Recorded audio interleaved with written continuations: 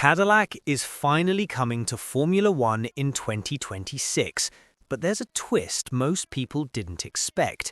They're not arriving with their own engine, they're arriving with Ferrari power. For a global giant like General Motors, that sounds strange on the surface. Why would a manufacturer of that size put its name on the grid but rely on its Italian rival for power units and gearboxes? In this video, we'll break down the real reasons behind Cadillac's decision, the politics around Andretti's entry, and how this Ferrari deal actually fits into GM's long-term plan for a works power unit. If you enjoy clear F1 analysis without the noise, make sure to like the video and subscribe to Apex Racing Desk so you don't miss our next deep dive. To understand why Cadillac will start life with Ferrari hardware, you have to go back to the Andretti saga.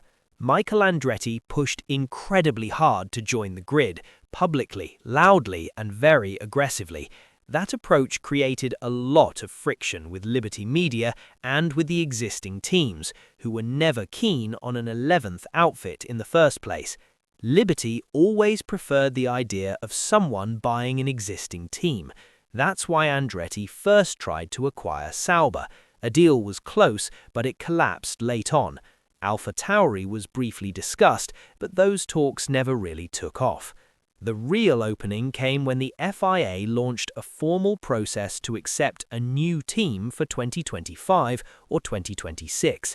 Andretti applied, announced a huge new base in the United States, a UK operation, Cadillac's involvement, and even brought Pat Simons on board as a consultant, one of the main architects of the very rules coming into force. The FIA approved Andretti's bid, but Liberty still had to sign off on the commercial side, and that's where everything turned into a political chess match. From the beginning, GM didn't want Cadillac to be just another customer. The idea was clear: a full works operation, their own chassis and their own power unit under the Cadillac badge. General Motors started investing heavily in an F1 engine program for the 2026 regulations, but building a brand new hybrid power unit from scratch is brutally complex, and the timeline was simply too tight. Even with support from the FIA and pressure from President Mohammed Ben Sulayem, the realistic date for GM's power unit to hit the track is 2029, not 2026. So, Cadillac had a choice: delay the entire project until their engine was ready, or get on the grid in 2026 using someone else's hardware. They chose the second option, and that decision is what led them to Ferrari. At one point, it looked like Renault would be the solution. Reports suggested Andretti had a provisional supply deal with the French manufacturer, but once Liberty initially pushed back on Andretti's entry, there was no point in finalizing that agreement. The deal with Renault quietly faded away. Looking for a way to buy time and reduce risk, Cadillac took a page from fellow American outfit Haas.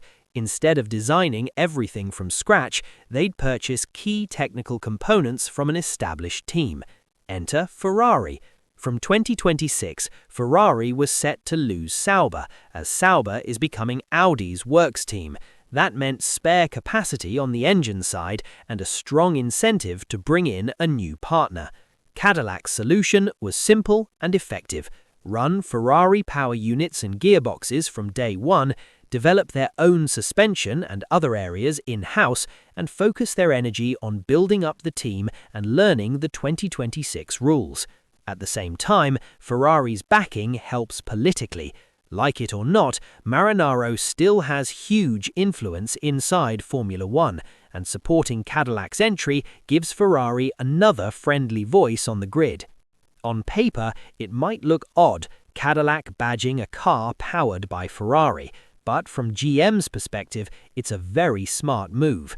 By running Ferrari hardware from 2026, Cadillac and GM will get a benchmark for performance and drivability under the new regulations, gather real-world data from races and qualifying across different circuits, understand how a top-tier power unit behaves inside the car within the cost cap and the new aero rules.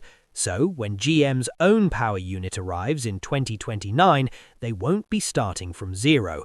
They'll already know which issues tend to appear, what drivers and engineers need from the power unit, and how to correlate simulator and wind tunnel data with on-track reality. That's a huge advantage compared to staying out of F1 and then trying to jump straight in with a brand new engine and a brand new team at the same time. So, why is Cadillac entering F1 with Ferrari power? Because in modern F1, the smartest play is often to separate the battles.